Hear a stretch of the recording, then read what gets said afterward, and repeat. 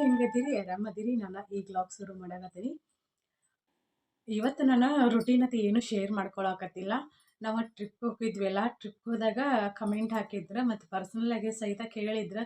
ಇನ್ಸ್ಟಾದಲ್ಲಾಗಲಿ, ಯೂಟ್ಯೂಬಲ್ಲಾಗಲಿ ಮತ್ತು ವಾಟ್ಸಪ್ ನಂಬರ್ಗಾಗಲಿ, ನೀವು ಟ್ರಿಪ್‌ಗೆ ಹೋಗಿದ್ರಲ್ಲ, ಎಷ್ಟು ದಿನದ ಟ್ರಿಪ್‌ಗೆ ಹೋಗಿದ್ರಿ ಮತ್ತು ಎಷ್ಟು ಖರ್ಚು ಬಂತು ಅಂತೇಳಿ ಭಾಳಷ್ಟು ಮಂದಿ ರೆಸಾರ್ಟ್ ಹೆಸರು ಕೇಳಿದ್ರಿ. ನಾವು ನಾನು ಗೂಗಲೆಲ್ಲ ಸರ್ಚ್ ಮಾಡಿ ಹೋಗಿದ್ದು ಅಂದ್ರೆ ಲೋ ಪ್ರೈಸ್ ಅಂತ ನಾವು ಹುಡುಕ್ತೇವಲ್ಲ, ಎಲ್ಲೋ ನಾವು ಹೋಗ್ಬೇಕಾದ್ರೂ ಬಜೆಟ್ ಫ್ರೆಂಡ್ಲಿನ ಹೋಗಿರ್ತೆ ಹೋಗಿರ್ತೀವಿ. ಹಾಗಾಗಿ ಅದನ್ನ ನಾವು ಸರ್ಚ್ ಮಾಡಿ ನೋಡ್ತಿರ್ತೀವಿ. ರಿವ್ಯೂ, ರೇಟಿಂಗ್ಸ್ ಅದು ಚೆಕ್ ಮಾಡಿರ್ತೀವಿ. ಕೆಲವೊಂದು ಸಲ ಹೆಂಗಂತಂದ್ರೆ ನಮ್ಮ ಕಣ್ಣುಗಳನ್ನ ನಮಗೆ ಮೋಸ ಮಾಡುವಂಥ ಚಾನ್ಸಸ್ ಇರ್ತೈತಿ. ಹಾಗಾಗಿ ನಾನು ಒಂದು 4, 5 ರೆಸಾರ್ಟ್‌ದು ನಂಬರೆಲ್ಲ ಇದನ್ನ ತಗೊಂಡು ಕಾಲ್ ಮಾಡಿ ಕೇಳಿದೆ. ಒಬ್ಬೊಬ್ರು ಒಂದೊಂದು ಥರ ಹೇಳಿದ್ರು. ಬಟ್ ಸರಿಯಾಗೇನು ಹೇಳಂಗಿಲ್ಲ.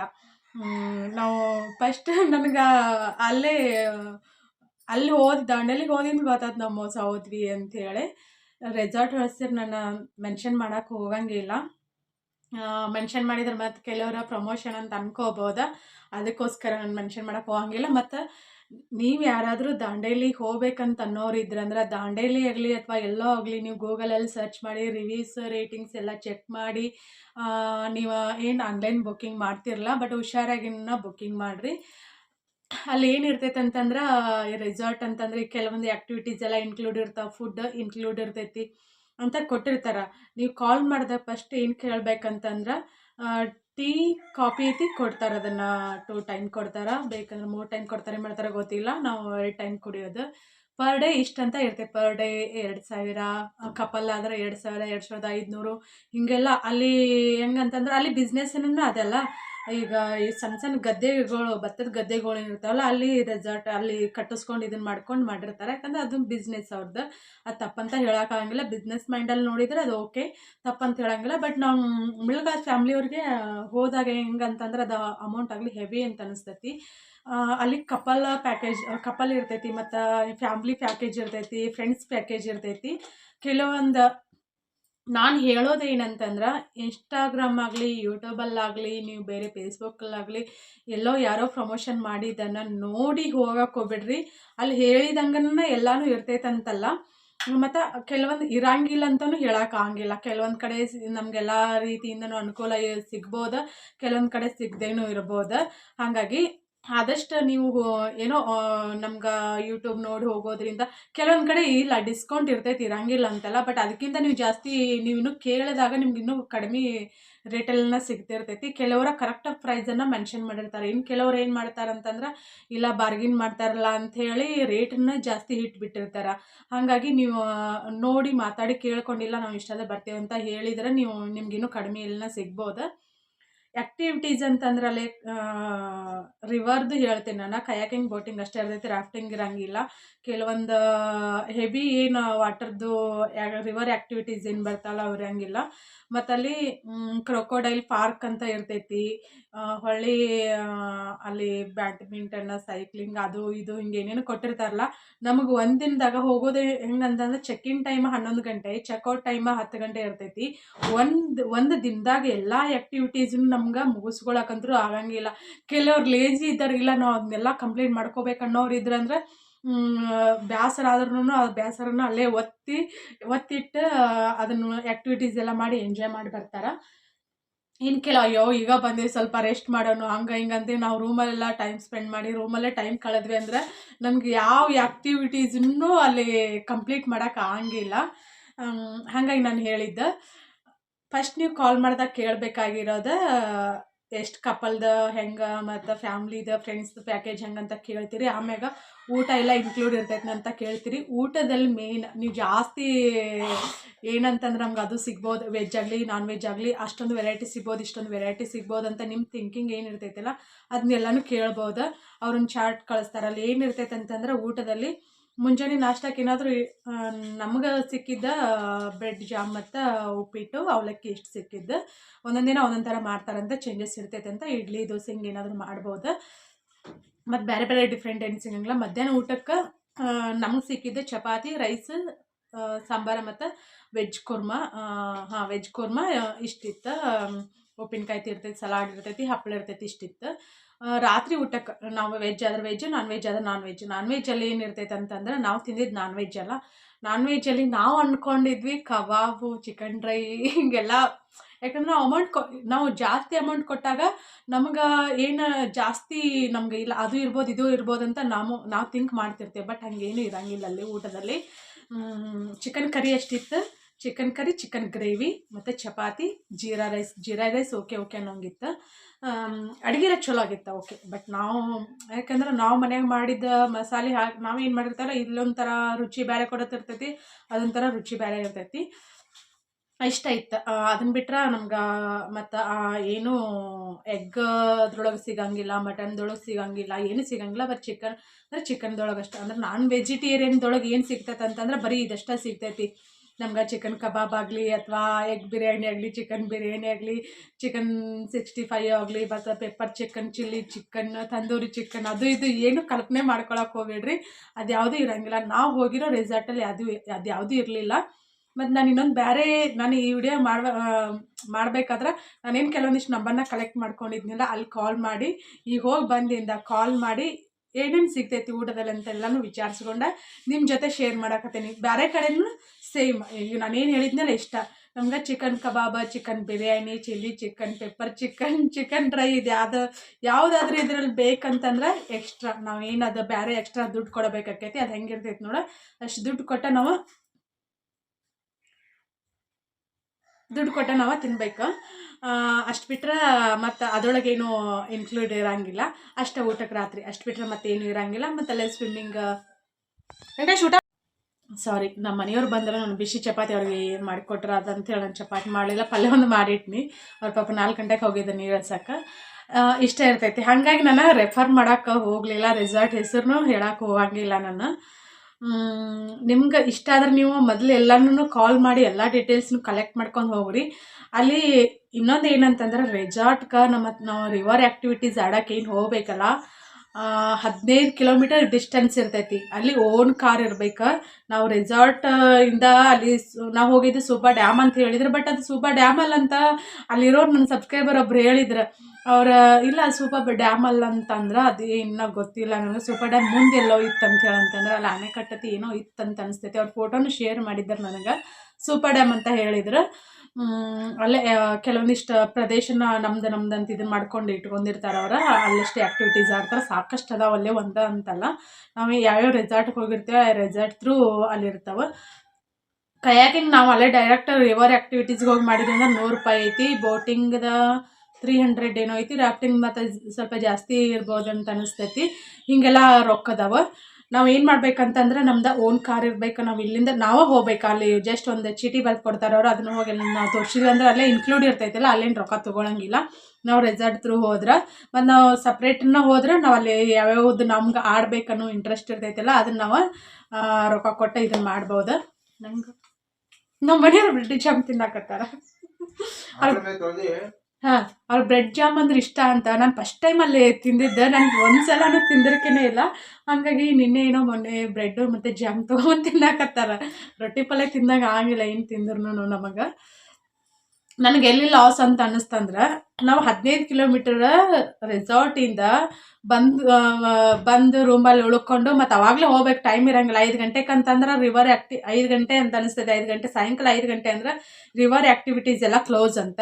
ಹಾಗಾಗಿ ನಾವು ಬಂದ ಕೂಡಲೇ ಮತ್ತು ಡ್ರೆಸ್ ಚೇಂಜ್ ಮಾಡ್ಕೊಂಡು ಎಕ್ಸ್ಟ್ರಾ ಒಂದು ಡ್ರೆಸ್ ಒಯ್ಬೇಕು. ರಿವರ್ ಆ್ಯಕ್ಟಿವಿಟೀಸ್ ಮಾಡಕ್ಕೆ ಹೋಗ್ಬೇಕಾದ್ರೆ ಅಲ್ಲಿ ಸ್ವಲ್ಪ ನೀರೈತಿ ಎಲ್ಲ ಗೊಜ್ತಾರೆ. ಬ್ಯಾಡ ಅಂತಂದ್ರೆ ಗೊಜ್ಜಂಗಿಲ್ಲ. ಅದೇನೋ ಅವ್ರ ಖುಷಿ ಏನೋ ಇರ್ತೈತಿ. ಇಲ್ಲ ನಾವಲ್ಲಿ ನೀರಲ್ಲಿ ಸ್ವಿಮ್ ಮಾಡಲಿ ಏನೋ ಮಾಡಲಿ. ಸ್ವಿಮ್ಮಿಂಗ್ ಅಂತ ಇರ್ತೈತೆ ಅದರೊಳಗೆ. ನಾವು ರೆಸಾರ್ಟಲ್ಲಿ ಏನು ಬುಕ್ ಮಾಡಿರ್ತೀವಲ್ಲ. ಬಟ್ ಇರೋದು ಇವೆರಡು ಆ್ಯಕ್ಟಿವಿಟೀಸ್ ಬರ್ತಾವೆ.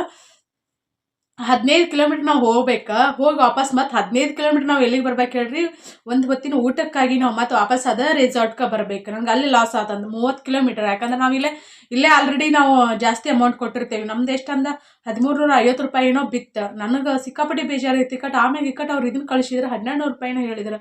ಇನ್ನು ಹೋಗಿ ಬಂದೇವಿ, ಸುಮ್ಮನೆ ಯಾಕೆ ಅವ್ರ ಜೊತೆ ಇದನ್ನು ಮಾಡೋದು, ಜಗಳ ಮಾಡೋದು ಬಿಡು ಅಂತೇಳಿ ಹೋಗಿದ್ದು ಆಗೈತಿ. ನಾವು ಎಂಜಾಯ್ ಮಾಡಿದ್ದು ಆಗೈತಿ, ವಾಪಸ್ ಬಂದದ್ದು ಆಗೈತೆ ಅಂತೇಳಿ ಸುಮ್ಮನೆ ಆದೆ ನಾನು.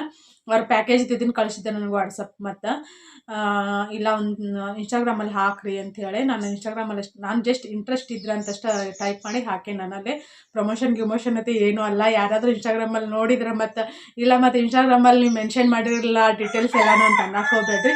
ಜಸ್ಟ್ ಅವ್ರು ರಿಕ್ವೆಸ್ಟ್ ಮಾಡ್ಕೊಂಡ್ರೆ ಹಾಗಾಗಿ ಹಾಕೇನಿ ನಾನು ಅದನ್ನ ಹೇಳಾಕತ್ತೀನಿ. ನೀವು ಹೋಗೋದಿದ್ದಂದ್ರೆ ಎಲ್ಲನೂ ಕೇಳ್ಕೊಂಡು ವಿಚಾರಿಸ್ಕೊಂಡು ಹೋಗ್ರಿ. ಖರ್ಚು ಎಷ್ಟು ಬಂತಂತ ಕೇಳಿದ್ರಿ. ಖರ್ಚು ನಮ್ದು ನಾವು ಕಾರ್ ಓದಿದ್ವಿ ಅಲ್ಲ, ನಾನು ಹೇಳಿದ್ನಿ ಕಾರ್ ಓದಿದ್ವಿ ಅಲ್ಲ, ಕಾರಿಗೆ ನಮ್ಗೆ ಎಷ್ಟಂದ್ರೆ 5,000 ರೂಪಾಯ್ದು ಎಣ್ಣೆ 5,000 6,000 ರೂಪಾಯ್ದು ನಮ್ಗೆ ಎಣ್ಣೆ ಹೋಗುತ್ತಾ ಬರುತ್ತೆ. ಎರಡು ಸೇರಿ 6,000 ರೂಪಾಯ್ದು ನಮ್ಗೆ ಕಾರಿಗೆ ಎಣ್ಣೆ ಹೋಗುತ್ತೆ. ನಾವು ಅಲ್ಲಿ 5,000 ರೂಪಾಯಿ ಕೊಟ್ಟಿದ್ವಿ. ಅಷ್ಟು ಬಿಟ್ಟರೆ ನಾವು ಎಕ್ಸ್ಟ್ರಾ ಏನೂ ಮತ್ತು ಖರ್ಚು ಮಾಡಿಲ್ಲ. ಹೊರಗಡೆ ಅಂದ್ರೆ ಒಂದು 1,000 ರೂಪಾಯಿ ಆಗಿರ್ಬೋದು. ಮುಂದೆ ಊಟ ಮತ್ತು ಅಲ್ಲೇ ಇಲ್ಲೇ ಸ್ನ್ಯಾಕ್ಸ್ ಅದನ್ನು ಇದನ್ನು ತೊಗೊಂಡು ತಿಂದ್ವಿ ಅಲ್ಲ, 1,000 ರೂಪಾಯಿ ಟೋಟಲ್ ನಮ್ಗೆ ಖರ್ಚಾಗಿದೆ. ಅಂದ್ರೆ ನಾವು ಹೆಂಗೆ ಖರ್ಚು ಮಾಡ್ತೀವಿ ಅದ್ರ ಮ್ಯಾಗ ಖರ್ಚು. ನಾವು ಬಜೆಟ್ ಫ್ರೆಂಡ್ಲಿಲೆಲ್ಲ ಹೋಗಿ ಬಂದಿರ್ತೇವೆ.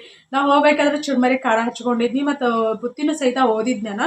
ಹುಡುಗರು ಇದ್ದರಲ್ಲ ತಿನ್ನಾಕ ಬರ್ತದೆ. ನಮ್ಗೆ ಕೆಲವೊಂದು ಟೈಮಲ್ಲಿ ಎಲ್ಲದು ಹೋಟೆಲ್ ಅದು ಇದು ಸಿಗಲಿಲ್ಲ ಅಂದ್ರೆ ಲೇಟ್ ಆತಂದ್ರೆ ಇರಲಿ ತಿನ್ನಾಕ ಅಂತೇಳಿ ಮತ್ತು ನಾವು ಒಂದಿನ ಹೋಗಿ ಉಳ್ವಿಲಿ ಉಳ್ಕೊಂಡ್ವಿ. ಅಲ್ಲೇ ಪ್ರಸಾದ ದೇವಸ್ಥಾನದ ಪ್ರಸಾದ ಅಲ್ಲೇ ಆತ.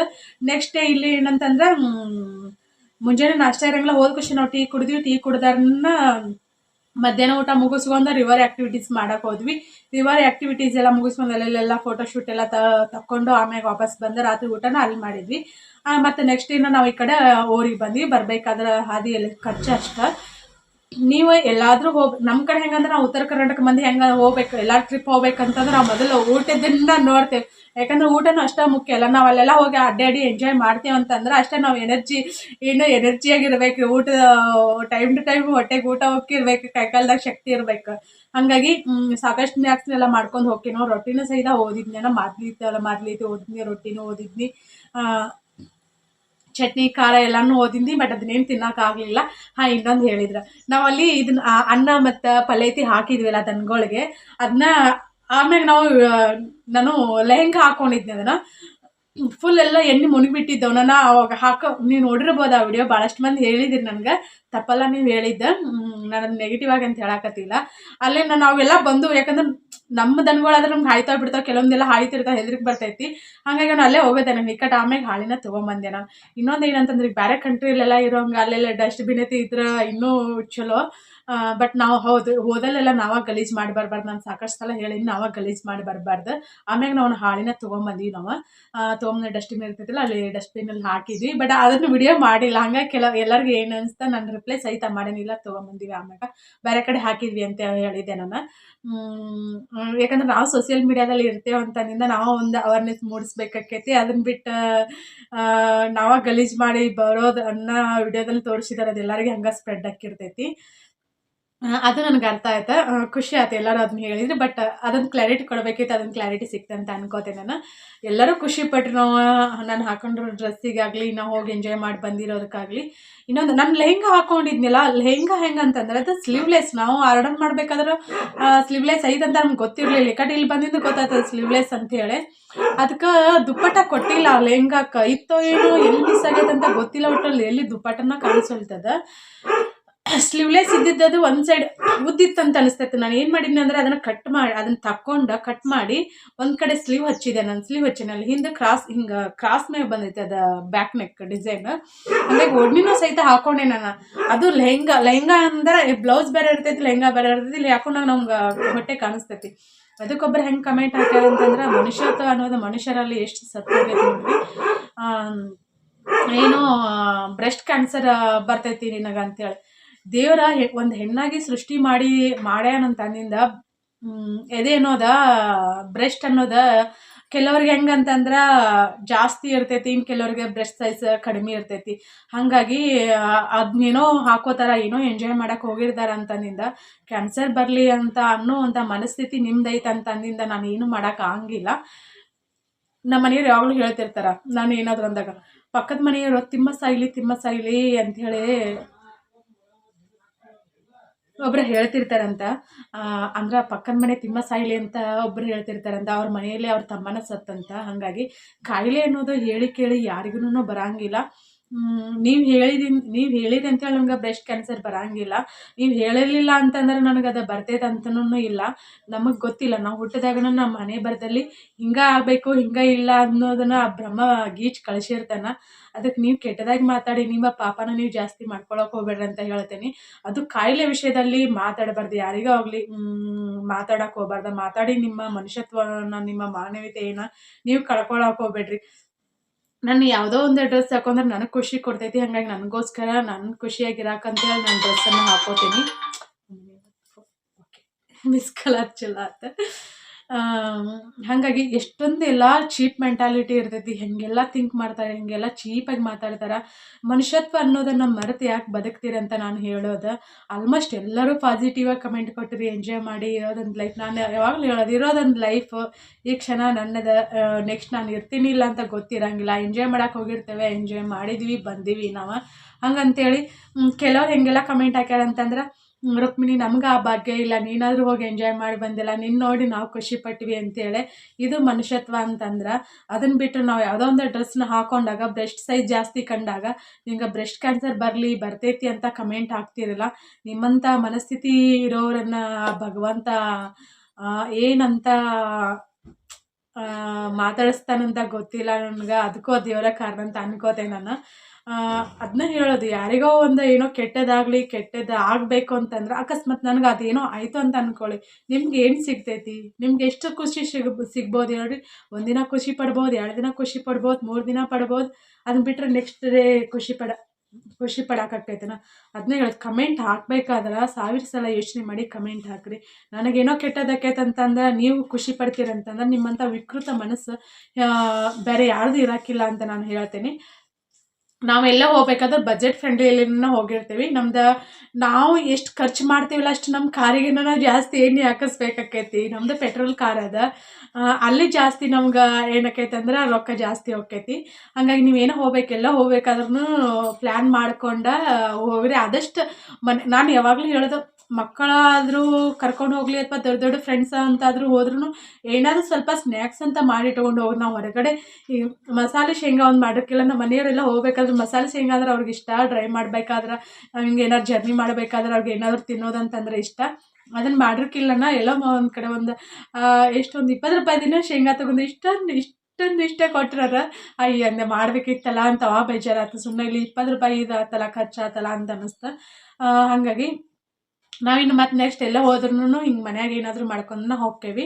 ಮಾಡ್ಕೊಂಡು ಹೋದ್ರೆ ನಮ್ಗೆ ಖರ್ಚು ಕಡಿಮೆ ಆಕೈತಿ. ಮತ್ತು ನಾವಲ್ಲಿ ಎಷ್ಟು ಖರ್ಚು ಮಾಡ್ತೇವೆ ಅನ್ನೋದ್ರ ಮ್ಯಾಗ ಡಿಪೆಂಡ್ ಆಕೈತಿ ಖರ್ಚು. ಎಲ್ಲರದು ಅಷ್ಟರೊಳಗೆ ಆಕೈತಂತಲ್ಲ. ಯಾಕಂದ್ರೆ ನಾವು ಅಲ್ಲಿ ಎಷ್ಟು 5,000 ರೂಪಾಯಿ ಕೊಟ್ಟಿದ್ವಿ. 5,000 ರೂಪಾಯಿ. ನಾವು 4 ಜನ ಇದ್ದೀವಲ್ಲ, 4 ಜನಕ್ಕೆ ಸೇರಿ 5,000 ರೂಪಾಯಿ ಕೊಟ್ಟಿವಿ ನಾವು ರೆಸಾರ್ಟಲ್ಲಿ. ಊಟ, ಟೀ ಕಾಫಿ, ನಾಷ್ಟ, ಮಧ್ಯಾಹ್ನ ಊಟ, ಟೀ ಕಾಫಿ, ಮುಂಜಾನೆ ನಾಷ್ಟ ಮತ್ತು ರಾತ್ರಿ ಊಟ. ಇಷ್ಟಕ್ಕೆ ನೋಡ್ರಿ 5,000 ರೂಪಾಯಿ ಕೊಟ್ಟೇವಿ ನಾವು. ಅದರಲ್ಲಿ ಮುಚ್ಚುಮರೆ ಅಂತ ಏನೇ ಇಲ್ಲ. ಕೆಲವರು ಮತ್ತು ಕೀರ್ತಿ ಮತ್ತು ದೇವಕಿ ಮಧ್ಯೆ ಏನು ಕಂಪೇರ್ ಮಾಡಿ ಇದನ್ನು ಮಾಡಿದ್ರಿ. ನಾವು ಈಗ ನಮ್ಮ ಸ್ವಂತ ದುಡ್ಡನ್ನು ಹಾಕಿ ನಾವು ಇಬ್ಬರನ್ನೂ ಕರ್ಕೊಂಡು ಹೋಗ್ಯವಂತಂದಿಂದ ಖುಷಿಯಿಂದನೇ ಕರ್ಕೊಂಡು ಹೋಗೇವಿ. ಅವರು ಎಂಜಾಯ್ ಮಾಡಲಿ ಅಂತಲೂ ನಾವು ಕರ್ಕೊಂಡು ಹೋಗಿರೋದು. ಈಗ ನಾವು ದುಡ್ಡು ಕೊಟ್ಟಂಗೆ, ನಾವು ಖರ್ಚು ಮಾಡ್ದಂಗೆ ಈಗ ನೆಗೆಟಿವ್ ಆಗಿ ಅವ್ರ ಬಗ್ಗೆ ಏನು ಕಮೆಂಟ್ ಹಾಕಿದ್ರಲ್ಲ, ನೀವ್ಯಾರು ಕರ್ಕೊಂಡು ಹೋಗಿಲ್ಲ, ನೀವ್ಯಾರು ಖರ್ಚು ಮಾಡಿಲ್ಲ. ಅಲ್ಲಿ ಕರ್ಕೊಂಡು ಹೋಗ್ಯವಂತಂದಿಂದ ಏನಾದರೂ ಸಣ್ಣ ಪುಟ್ಟ ತಪ್ಪಾದಾಗ ನಾವು ಅಷ್ಟೆಲ್ಲ ಅವ್ರ ಪ್ರೀತಿ ತೋರಿಸ್ತೇವೆ, ಅಷ್ಟೆಲ್ಲ ಅವ್ರು ಖರ್ಚು ಮಾಡ್ತೇವೆ ಅಂತಂದಿಂದ ಬೈಯೋ ರೈಟ್ಸು ಇರ್ತೈತಿ ನಮ್ಗೆ. ಏನಂತಂದ್ರೆ ಏನಾದರೂ ತಪ್ಪು ನಡೆದಾಗ ಜೋರು ಮಾಡೋವಂಥದ್ದು ಇರ್ತೈತಿ. ಅದಕ್ಕೆ ಒಬ್ಬರನ್ನ ಬಂದ್ ಮಾಡಿ ಮತ್ತೊಬ್ಬರನ್ನ ಇದನ್ನು ಮಾಡಿರ್ತೀರಿ. ಹಂಗಿದ್ರೆ ಆಕಿನೇ ಕರ್ಕೊಂಡು ಹೋಗಿರಿ, ಈಕಿನೇ ಕರ್ಕೊಂಡು ಹೋಗಿರಿ ಅಂತಂದ್ರಲ್ಲ. ಖರ್ಚಾಕೈತೆ ಅನ್ನೋದು ನಮ್ಗೆ ಮೊದಲ ಗೊತ್ತಿರ್ತೈತಿ. ಅಲ್ಲಿ ಹೋದಿಂದ ಇಷ್ಟ ಖರ್ಚಾಕೈತೆ ಅಂತಲ್ಲ. ಯಾಕಂದ್ರೆ ನಾನು ಆಲ್ರೆಡಿ ನಾನು ಆನ್ಲೈನಲ್ಲಿ ಬುಕ್ಕಿಂಗ್ ಮಾಡಿದ್ದೆ ನಾನು ರೆಸಾರ್ಟ್ಗೂ. ಒಬ್ಬೊಬ್ರಿಗೆ ಇಷ್ಟಿಷ್ಟು ಅಂತ ಇತ್ತು. ದೇವಕಿ ಆಗಲಿ ನಮ್ಮ ಕೀರ್ತಿ ಆಗಲಿ ನಾವು ಅವ್ರಿಗಿಲ್ಲ ನೀವೇ ರೊಕ್ಕ ತೊಗೊಂಬರ್ರಿ, ನೀವೇ ಖರ್ಚು ಮಾಡಿರಿ ಅಂತ ಯಾವತ್ತೂ ಹೇಳಿಲ್ಲ. ಯಾಕಂದ್ರೆ ನಮ್ಮ ಜೊತೆ ನಾವು ಖುಷಿ ಅವ್ರನ್ನ ಎಂಜಾಯ್ ಮಾಡೋಕ್ಕಂತನ ಕರ್ಕೊಂಡು ಹೋಗಿರೋದು. ನಮ್ಮ ದುಡ್ಡು ಕೊಟ್ಟನ ನಾವು ಕರ್ಕೊಂಡು ಹೋಗಿರೋದು. ನೀವೇನೋ ಕಮೆಂಟ್ ಹಾಕಿ ಸುಮ್ಮನೆ ಅಕ್ಕಿರಿ. ಬೆಳಿ ನೋಡಿ ನಾನು ಕಾಲು ಮರ್ಚ್ಕೊಂಡಿಲ್ಲ, ಅದಕ್ಕೆ ಇಲ್ಲಿ ಬಂದು ಮಕ್ಕೊಂಡೈತಿ. ಅಲ್ಲಿ ಮಕ್ಕೊಂಡಿತ್ತು, ಇಲ್ಲಿ ಬಂದು ಮಕ್ಕೊಂಡೈತಿ. ಅದು ಪ್ರೀತಿ ಅಂದ್ರೆ. ಅದನ್ನ ಬಡಿದ್ರೆ ನಮ್ಮ ಮ್ಯಾಗ ಮಕ್ಕೊಳಕ್ಕೆ ಹೋಗ್ಬೇಡ ಅಂತೇಳಿ ನಾನು ಹಂಗಾತ ಮಲ್ಕೊಂಡ್ರೆ ಇಲ್ಲಿ ಎದಿ ಮ್ಯಾಗ ಮಲ್ಕೊಳ್ಳೋದು, ಇಲ್ಲ ಹೊಟ್ಟೆ ಮ್ಯಾಗ ಮಲ್ಕೊಳ್ಳೋದತಿ ಮಾಡ್ತೈತಿ. ಕಮೆಂಟ್ ಹಾಕ್ಬೇಕಂತೇಳಿ ಏನೋ ಒಂದು ಕಮೆಂಟ್ ಹಾಕೋದಲ್ಲ, ಅದನ್ನ ಅರ್ಥ ಮಾಡ್ಕೊಂಡು ನೀವು ಕಮೆಂಟ್ ಹಾಕ್ಬೇಕಾಕೈತಿ. ಅಷ್ಟೆಲ್ಲ ನಾವು ಖರ್ಚು ಮಾಡಿ ಕರ್ಕೊಂಡು ಹೋದವ್ರನ್ನ ಅವ್ರಿಗೆ ಡಿಸಪಾಯಿಂಟ್ ಮಾಡೋಕೆ ನಾನು ಯಾವತ್ತೂ ಇಷ್ಟಪಡೋಂಗಿಲ್ಲ. ನಾನು ಖುಷಿಯಿಂದನೇ ಹೋಗಿ ಖುಷಿಯಿಂದನೇ ಬಂದೀವಿ. ಬಟ್ ಕೆಲವೊಂದು ನೆಗೆಟಿವ್ ಕಮೆಂಟ್ ಏನಾಕೈತೆ ಅಂದರೆ ಸಂಬಂಧಗಳನ್ನು ಒಡಿತಾವ. ಅದನ್ನ ಹೇಳೋದು. ಪಾಸಿಟಿವ್ ಕಮೆಂಟಕ್ಕೆ ಸಾಯೋರನ್ನ ಬದುಕಿಸುವಂಥ ಕೆಪಾಸಿಟಿ ಇರ್ತೈತಿ. ನೆಗೆಟಿವ್ ಕಮೆಂಟಕ್ಕೆ ಬದುಕೋರನ್ನ ಸಹಿತ ಸಾಯಿಸುವಂಥ ಕೆಪಾಸಿಟಿ ಇರ್ತೈತಿ. ಅದಕ್ಕೆ ನಿಮ್ಮ ಕಮೆಂಟ್ ಇನ್ನೊಬ್ಬರ ಜೀವನಕ್ಕೆ ಸ್ಫೂರ್ತಿ ಆಗ್ಬೇಕಾ, ಅಥವಾ ಇನ್ನೊಬ್ಬರ ಜೀವನ ಸತ್ಯನಾಶ ಆಗುವಂಥದ್ದು ಆಗ್ಬೇಕಾ, ಅದನ್ನು ನೀವು ತಿಳ್ಕೊಂಡು ಯೋಚನೆ ಮಾಡಿ ಕಮೆಂಟ್ ಹಾಕ್ರಿ. ಏನಾದರೂ ನನ್ನಿಂದನೂ ಸರಿ ತಪ್ಪಾಗಿದ್ದರೆ ನಾನು ಖಂಡಿತ ಸಾರಿ ಕೇಳ್ತೇನೆ. ನಾನು ಸಾರಿ ಕೇಳೋದ್ರಿಂದ ನಾವು ಏನನ್ನೂ ಕಳ್ಕೊಳ್ಳಂಗಿಲ್ಲ, ಪ್ರೀತಿನ ಪಡ್ಕೋತೇವೆ ಹೊರತಾಗಿ. ನಮ್ದು ಇಷ್ಟ ಆಗೈತೆ ನೋಡ್ರಿ ಖರ್ಚು. ಎಷ್ಟಂದ್ರೆ 2 ದಿನದ ಟ್ರಿಪ್. ಆದ್ರೆ ನಾವು ಡ್ರೆಸ್ ಚೇಂಜ್ ಮಾಡ್ಕೊಂಡಿದ್ನಲ್ಲ, ಒಂದೊಂದು ಫೋಟೋನ ಜಾಸ್ತಿ ಶೇರ್ ಮಾಡೇನಿ ನಾನು ನಿಮ್ಮ ಜೊತೆ ವಿಡಿಯೋಕ್ಕಿಂತ ಫೋಟೋ ಜಾಸ್ತಿ ಅದಾವ ಅಂತ ಅನಿಸ್ತೈತಿ. ಹಾಗಾಗಿ ನಿಮ್ಗೆ ಅದೇನು ಒಂದು 4-5 ದಿನದ ಟ್ರಿಪ್ ಅಂತ ಅನ್ಕೊಂಡಿರ್ಬೋದು. ಬಟ್ 4-5 ದಿನದ ಟ್ರಿಪ್ ಅಲ್ಲ ನಮ್ದು. ಒಂದಿನ ಉಳಿವಿಲಿ, ಒಂದಿನ ದಾಂಡೇಲಿ, ನೆಕ್ಸ್ಟ್ ಡೇ ನಮ್ಮ ಮನೆಯಲ್ಲಿ. ಇಷ್ಟ ಡ್ರೆಸ್ ನಾನು ಹೋಗ್ಬೇಕಾದ್ರೆ ಕಾರ ಓದಿದ್ವಲ್ಲ, ಹಾಗಾಗಿ ಜಾಸ್ತಿ ಡ್ರೆಸ್ಸನ್ನು ಓದಿದ್ವಿ ನಾವು.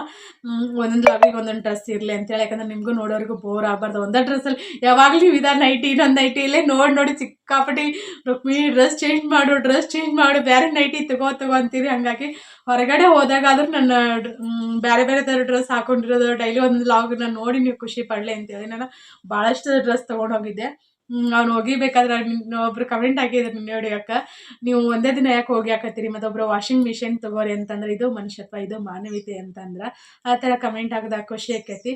ದಿನ ಸ್ವಲ್ಪ ಹೋಗಿರಿ ಅಂತಂದ್ರೆ ಇಲ್ಲ, ಜಾಸ್ತಿ ಏನು ಹೊಲಸತಿ ಏನಾಗಿರಂಗಿಲ್ಲಲ್ಲ, ಹಾಗಾಗಿ ಏನು ಕಷ್ಟ ಅಂತ ಅನಿಸ್ಲಿಲ್ಲ. ಹೋಗೋದು ಹಾಕ್ಬೇಕಾದ್ರೆ ವಾಷಿಂಗ್ ಮೆಷಿನ್ ತಗೊಳಂಗಿಲ್ಲ, ಗೊತ್ತಿಲ್ಲ, ಮುಂದೊಂದು ದಿನ ನೋಡೋಣ. ನಿಮ್ಮೆಲ್ಲರ ಪ್ರೀತಿ, ದೇವರ ಆಶೀರ್ವಾದ ದೊಡ್ಡ ಮಟ್ಟದಲ್ಲಿ ಸಿಕ್ಕರೆ ವಾಷಿಂಗ್ ಮೆಷಿನ್ ತೊಗೊಳ್ಳೋಷ್ಟು ಶಕ್ತಿ ದೇವ್ರು ನಂಗೆ ಕೊಟ್ಟಂದ್ರೆ ನಾನು ಖಂಡಿತ ತಗೋತೀನಿ. ಅದಕ್ಕೂ ಶಕ್ತಿ ಬೇಕಾದ್ರೆ ರುಕ್ಮಿಣಿ ಅನ್ನೋಕೋಬೇಡ್ರಿ, ದುಡ್ಡು ಬೇಕಲ್ರಿ. ಹಾಗಾಗಿ ಸದ್ಯಕ್ಕೆ ನೋಡ್ರಿ, ನಂದು ಸ್ಕ್ಯಾನಿಂಗ್ ಐತಿ, ಸ್ಕ್ಯಾನಿಂಗ್ ಮಾಡಿಸ್ಕೋಬೇಕಾ, ಬ್ಲಡ್ ಟೆಸ್ಟ್ ಮಾಡಿಸ್ಕೋಬೇಕಾ, ಹಾಸ್ಪಿಟಲ್ಗೆ ಹೋಗ್ಬೇಕಂತಂದ್ರೆ ಅಲ್ಲಿ ಬರೋಕೆ ರೊಕ್ಕ ಅದಾವು, ಅವಾಗ ನೀವು ರೊಕ್ಕಿಲ್ಲ ರುಕ್ಮಿಣಿ ಹಿಂಗೆ ಅಂತಿರಲ್ಲ. ಬಟ್ ಅಲ್ಲಿ ನಂಗೆ ಸಿಕ್ಕಾಬಿಟ್ಟು ಬೇಜಾರಾಗಿತ್ತು. ನನ್ನ ಗಂಡ ಖುಷಿಯಾಗಿ ಇಟ್ಕೋಬೇಕಂತ ಹೇಳಿ ಟ್ರಿಪ್ ಕರ್ಕೊಂಡು ಹೋದ್ರೆ, ಹಂಗಾಗಿ ಖುಷಿ ಪಟ್ಟಿವಿ. ಈಗ ದವಾಖಾನಿಗೆ ಹೋಗ್ಬೇಕು ಯಾವಾಗಂತ ಗೊತ್ತಿಲ್ಲ, ನೋಡ್ಬೇಕು. ನೋಡೋಣ, ನಾಳೆ ಲಾಗ್ ಬರ್ತೈತೆ, ರುಟೀನ್ ಲಾಗ್ ಬರ್ತೈತೆ, ಅಥವಾ ಒಂದು ವಿಷಯನ ಶೇರ್ ಮಾಡ್ಕೋಬೇಕಂತ ಅನ್ಕೋತೀನಿ.